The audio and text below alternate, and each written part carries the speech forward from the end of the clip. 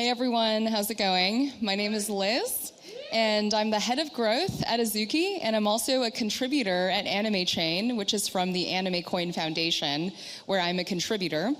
And Azuki and AnimeCoin Foundation are partnered together. So today I want to talk to you about how AnimeChain is going to onboard millions of anime fans into crypto. AnimeChain will be built on Arbitrum, but overall, Arbitrum is the leading L2 on Ethereum by TVL, primarily driven by DeFi. And here are some of the really interesting and innovative DeFi use cases that you can see on Arbitrum today. However, for any L2 ecosystem to remain dominant, they have to offer a wide array of different use cases. The way I like to think about it is like this. I live in New York City. New York City is the most visited city in the United States. And the reason for that is because there's something for everyone. There's Wall Street, which is the financial engine of the city. There are wonderful museums and art galleries. There are amazing restaurants and bars. And it's just very, very rich and diverse of a city. In contrast, if you look at other major cities in the United States, they're really defined by one sector. So Washington, D.C. for politics, entertainment for LA, San Francisco for tech. So stated differently, New York City is the most visited city because there's a lot of things to offer. And I do think this is a parallel for Ethereum L2 ecosystems as well. So that brings us here today to Azuki.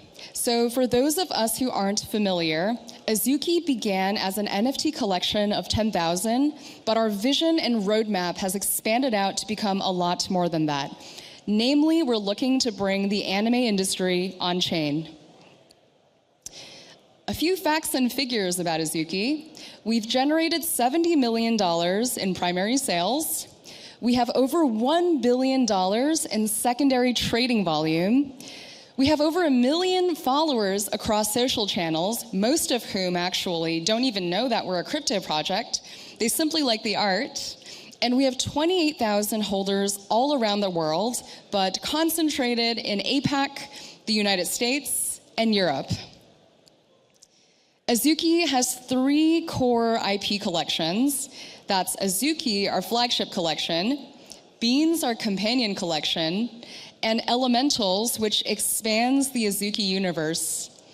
And we also have community-driven IP. So we fractionalized one Azuki into 50,000 parts, and the holders of those tokens can put forth proposals and vote upon them.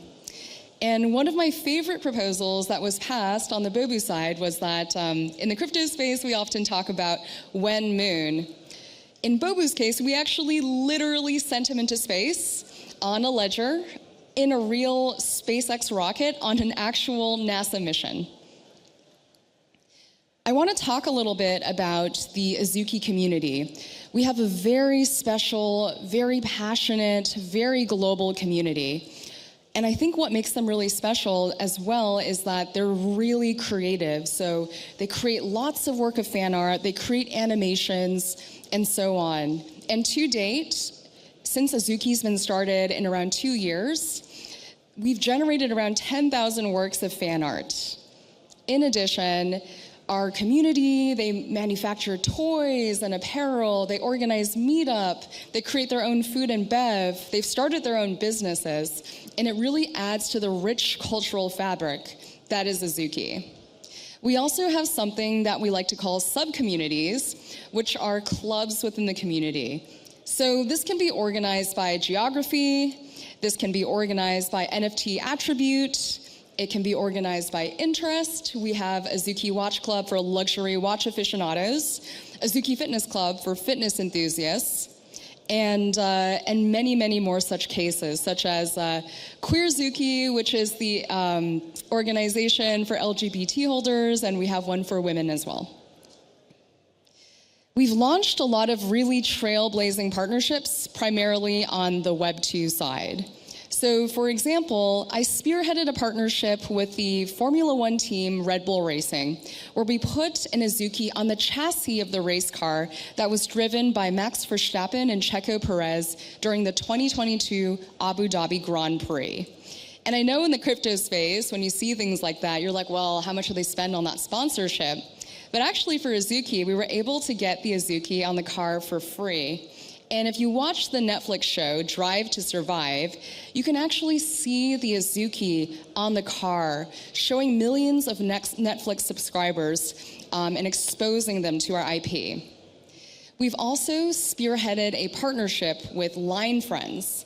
So Line Friends are the mascot of the Line messaging app, which is the dominant messaging app used in regions like Taiwan, Thailand, and Japan.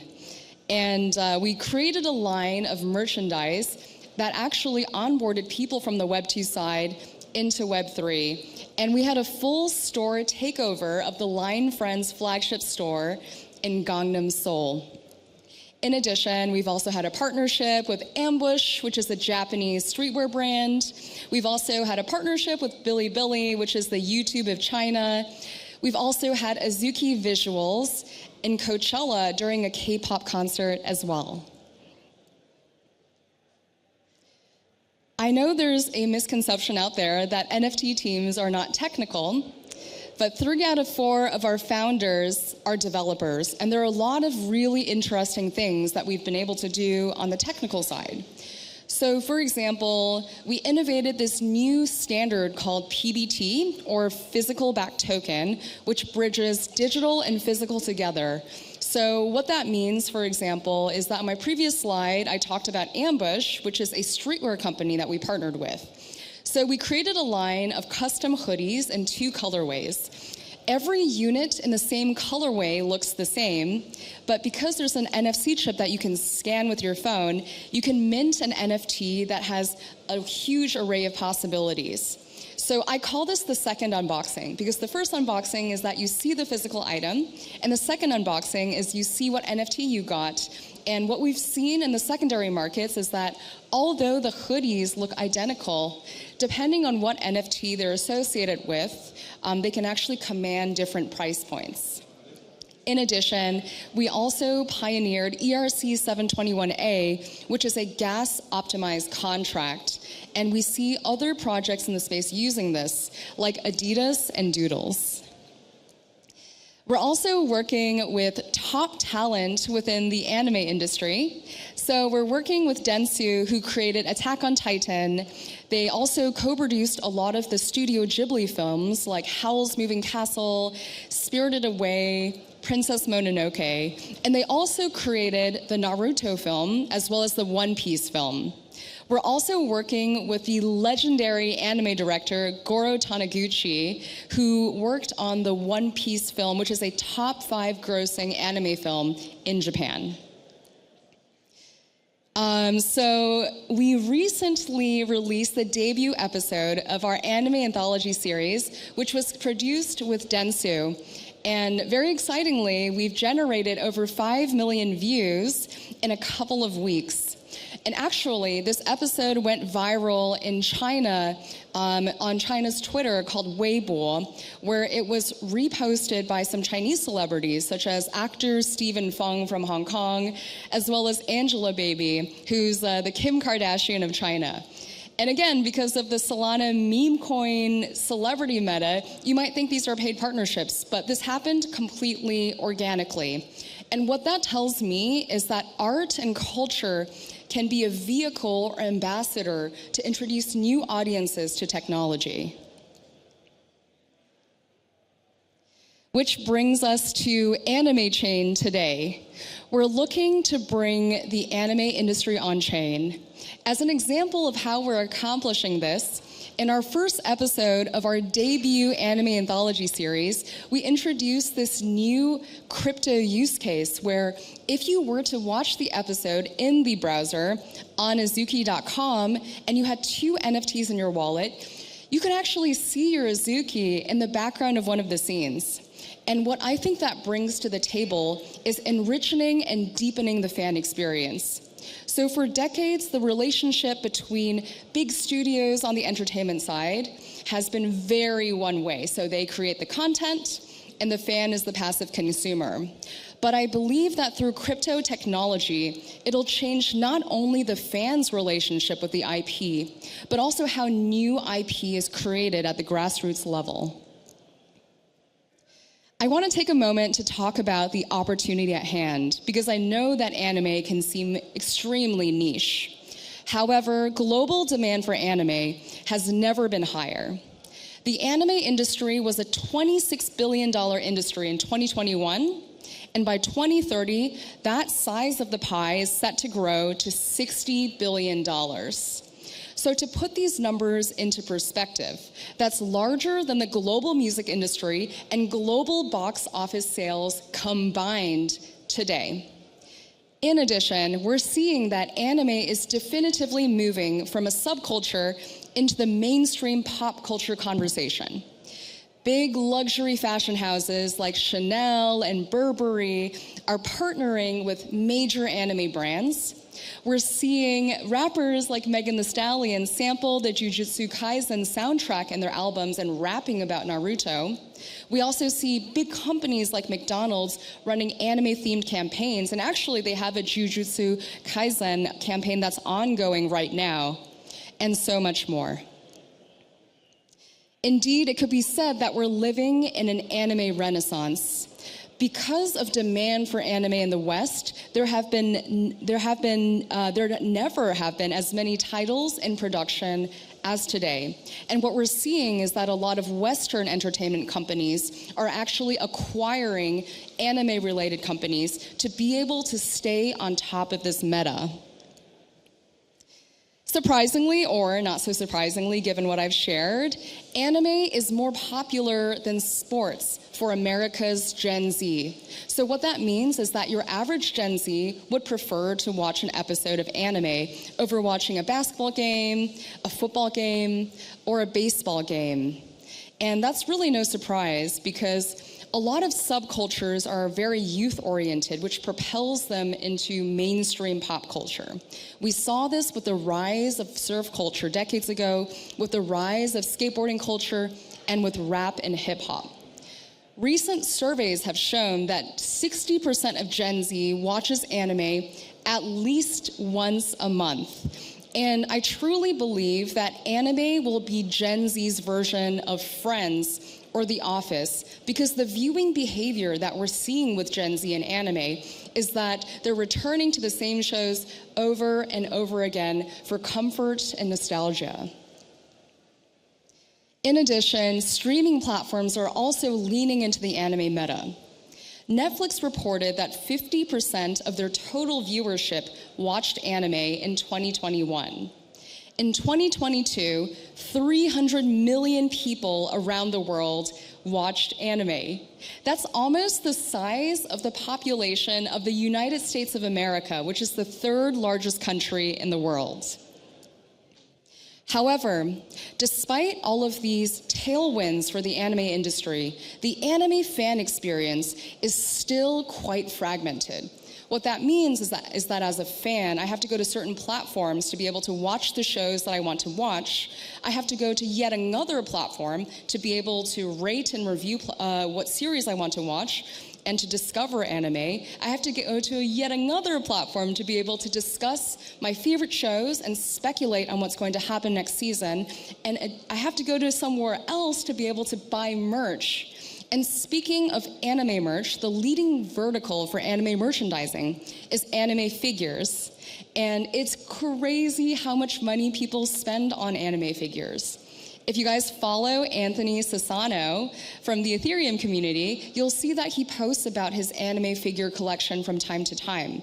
And some of these pieces are literally life-size, and that's easily 5 figures for just one piece.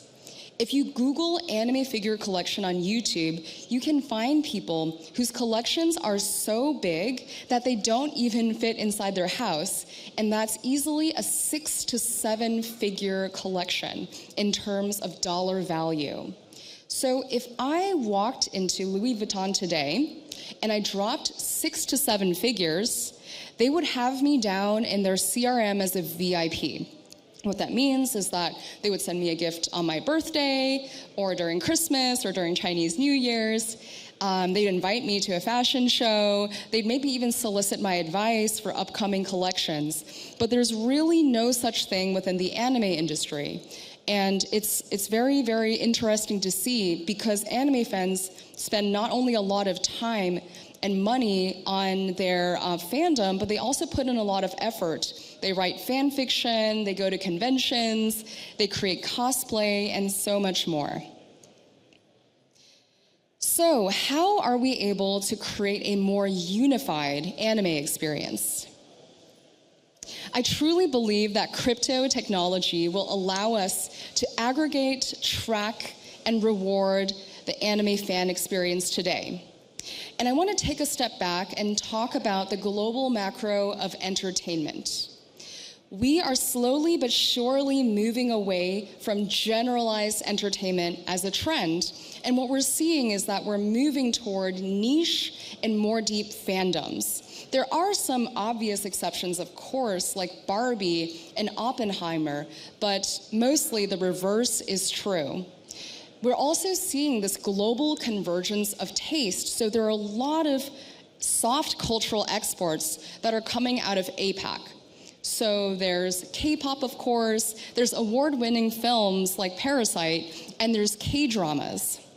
What I think is really interesting about K-dramas is that a lot of them originate from webtoons, which are a type of digital comic optimized for mobile that's created by everyday people like you or me. And in South Korea, the MAU, or monthly active users, for one of the leading webtoons platform there, called Naver Webtoon, is 89 million monthly active users. And that's actually larger than the entire population of South Korea.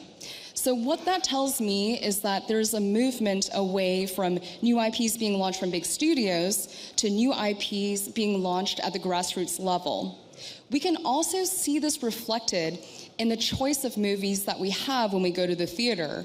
Namely that we're finding big studios, they simply don't want to take risks anymore. It's so much more safe to be able to launch a sequel, a prequel, reboot an existing franchise than it is to gamble on completely new IP. And I think crypto in the future will enable this to happen while deepening fandom alongside.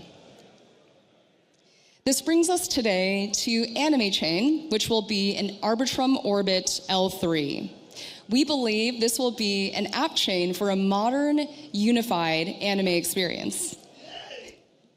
So I wanted to talk a little bit about how I, in my contributor status at the AnimeChain Foundation, did my due diligence and how we landed upon Arbitrum.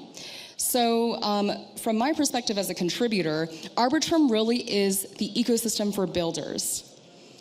There's so many things going on with the Arbitrum ecosystem, with real adoption, real transactions, real volume being generated. There's this passion within the Arbitrum ecosystem as well, and the tech, of course, enables actual mainstream use cases.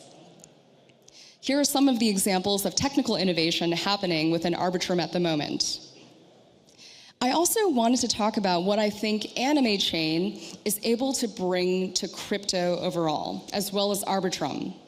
So, of course, we're in this era where there's so much exciting new infra being pioneered. When I started out my career in crypto 6 to 7 years ago, it was extremely difficult to be able to even launch a layer 1. You had to work with a team of cryptographers and developers and set up data centers and all that kind of thing. But now through RASes like Conduit and Caldera, you can deploy an L3 with a click of a button. So what's missing are these active consumer use cases that actually onboard millions of people from the Web 2 side into Web 3. And this is what we think we can bring to the table with AnimeChain.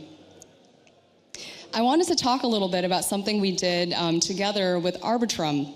So when the AnimeChain Foundation announced that AnimeChain would be using Arbitrum technology, Azuki donated a rare NFT to the Arbitrum DAO treasury, And we also opened up a mint where around 100,000 Arbzukis, as we called it, Azukis minted on Arbitrum, were minted.